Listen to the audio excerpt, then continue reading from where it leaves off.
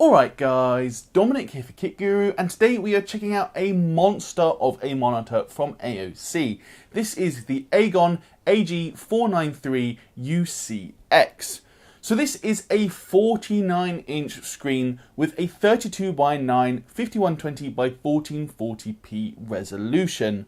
So that is commonly known as DQHD or Dual Quad HD, and it is effectively the same as having two 27-inch Quad HD or 1440p monitors side by side. Not only is it large and high resolution, but it also sports an 1800R curved VA panel plus 120Hz refresh rate. There's also FreeSync Premium Pro and Display HDR 400 certification, so on paper it certainly looks like a beast. With a price of £899 here in the UK though, is it worth the money? That's what we're going to find out in this review. Kicking off with a look at the design then, honestly, the first thing I really think you need to be aware of, and it might sound obvious, but this screen really is very, very large. From left to right, this screen measures about 1.2 meters wide, so you definitely need to make sure you have enough space on your desk. The actual styling of this screen though, I think is pretty understated. On the front we can see a bezel-less design on the top and sides of the panel, while there is a 15mm thick chin housing the Agon logo. On the back we can also see another red Agon logo, but other than that the design really is quite plain. Personally, I do like this approach. I think if you've got a screen of this size, that really is enough of a statement in itself without adding tons of RGB or other gamery elements. Moving on though, we can see that the stand has a good amount of adjustability. First up, you get up to 100mm of height adjustment, and there is also tilt from 3.5 degrees up to 13.5 degrees.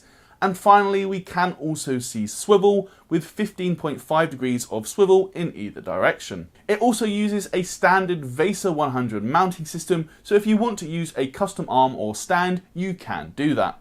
As for connectivity options, here we actually get a very healthy set.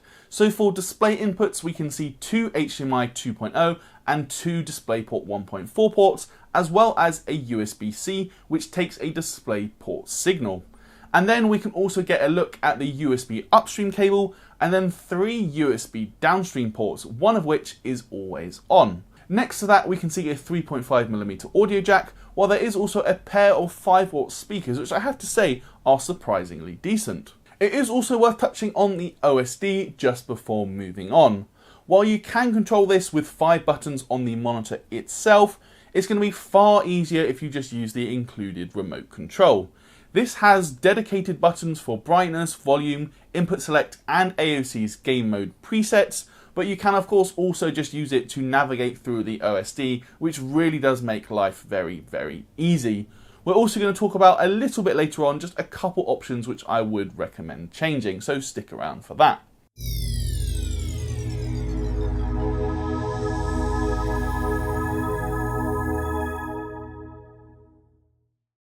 For now though, we're going to move on to talk about actual panel quality, starting with gamut coverage.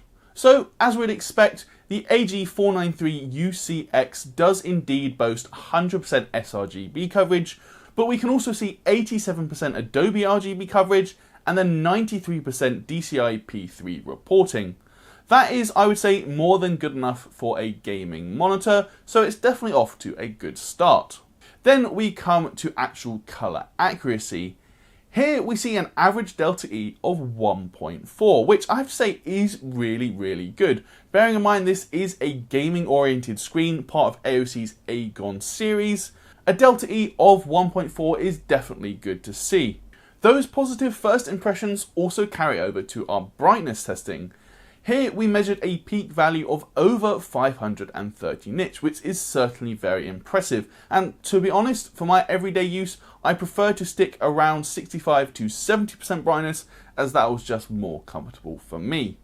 The minimum brightness, however, is definitely more problematic, as we were still seeing almost 130 nits with the backlight set to 0%, so that really isn't the dimmest we have ever seen. You may also be looking at that peak contrast ratio of 2180:1 and be a bit disappointed with that from a VA panel. However, that was tested with the contrast at its default value of 50, so we tried again with the contrast set to its maximum level. There we hit 2530:1, which is definitely better, and once we'd calibrated the screen as well, we were able to hit 2700:1. It's not quite as good as the claimed 3000:1 contrast ratio, but in my opinion it is more than good enough and still well above what you'd get from your typical IPS or TN panel. Speaking of brightness, we do also have HDR to cover. So the AG493UCX is VESA Display HDR 400 certified, but in my opinion that really is just HDR in name only. We know this screen can hit over 500 nits no problem, but there's no local dimming zones. So you're really not going to get anything like the same visual experience as you would from a screen that does have those dimming zones. Considering that HDR support in Windows can be quite patchy as well, in all honesty, I'd recommend just gaming in SDR, as HDR 400 really isn't going to give you a proper HDR experience, and it can actually look worse depending on the game. As for the more general gaming experience, one thing I do want to talk about is what it's like in terms of game compatibility with the 32:9 aspect ratio. Before I started testing this screen, I had heard quite a few bad things about game support being quite patchy, but honestly I have to say that really wasn't my experience. I actually found that all the games I tested from the last few or so years played at 32:9 without a hitch. And that includes the likes of Rocket League, Call of Duty, Horizon Zero Dawn, Assassin's Creed Valhalla, and more. Of course, your mileage may vary if you're playing older titles or potentially more indie games, but for the games I wanted to play, I had a great experience. The one exception to that though is that while I did find all the games I tested would offer 32:9 gameplay, cutscenes and then the settings menus, for instance, would often be restricted to this 16:9 aspect ratio. That meant it could be quite jarring to be playing along at full screen and suddenly then hitting a cut screen and losing a quarter of your screen either side. Speaking generally though, I did really enjoy using this screen for gaming. The colours are nice and vibrant, and you can use AOC's game colour setting to quickly boost saturation if you want a more vivid experience. The games I typically play are open world RPGs like Horizon Zero Dawn or Red Dead Redemption 2, and there I found the extra screen space on the periphery of your vision really did help. It just gives you that more immersive feel. The one thing I would say about that though was when I first used the screen, I didn't necessarily notice the benefit to 32:9 at first. It's when going back though to a 16:9 or even a 21:9 screen that you do really notice what you're missing. To put that into perspective, I was actually testing the AG493UCX before I tested the Asus ROG PG32UQX, which is a 32-inch 16:9 screen. So when I did actually switch from using this AOC to that Asus screen, I found the 16:9 aspect ratio felt so square in comparison. It was like I was having to consciously focus my vision on a smaller area. Switching back to the AOC though, with that 49-inch 32:9 aspect ratio, it really does fill up your peripheral vision significantly more and definitely adds more of an immersion factor than a typical 16:9 screen. One thing I do want to say about using this screen for gaming though is it's not the fastest I have ever used, and I'm talking in terms of motion response and ghosting. So out of the box, the screen actually defaults to no overdrive whatsoever, but I would definitely recommend upping this to the strong setting. Even when using that setting though, I still did see a bit of visible ghosting. Now, I'm certainly not a competitive gamer, so I was still able to enjoy myself when playing Call of Duty and didn't find that the ghosting bothered me, but if Twitch shooters are the games you play the most and you really want every competitive advantage from your setup, this screen probably isn't for you. For other types of games though, like your slower paced exploration style games, like I said I enjoy the open world RPGs, there the speed really isn't going to be a factor. It's just if those Twitch shooters are the games you play the most, you probably will notice it. Another thing I want to touch on is the inclusion of AMD's FreeSync Premium Pro. So this offers adaptive sync for both AMD and Nvidia GPUs between 48Hz and 120Hz. I did all of my testing with an RTX 3080 and I was able to enable G-Sync in Nvidia's control panel, and honestly I just had no issues when using this screen.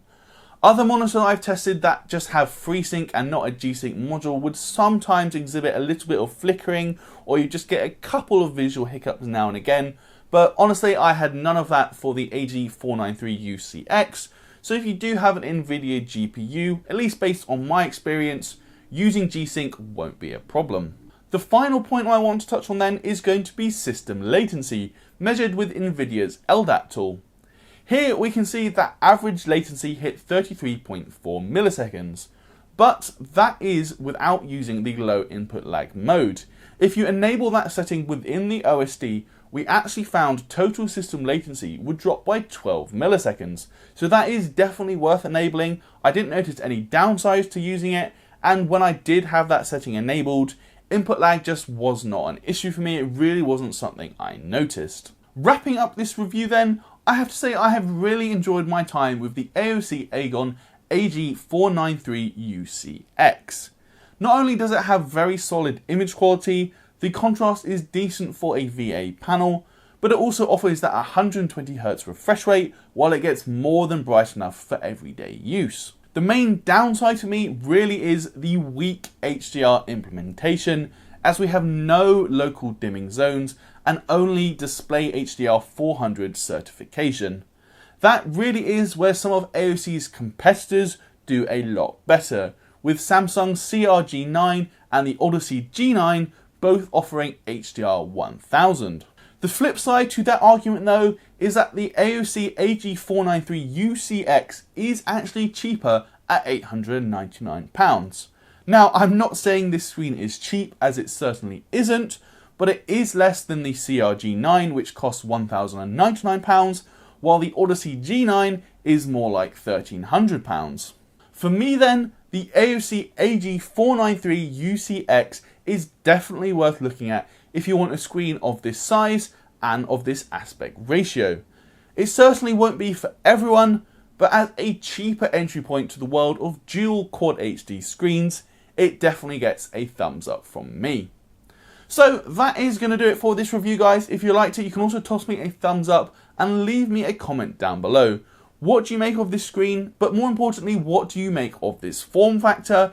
Is it something that would interest you? While there, please do subscribe if you haven't already, and come over and join us on our Discord server, where we'd love to chat with you guys. It would also be great if you would consider backing us on Patreon, where you can see some of our content early and get access to exclusive giveaways. Until then though guys, I'm Dominic for Kit Guru, and I'll see you in the next video.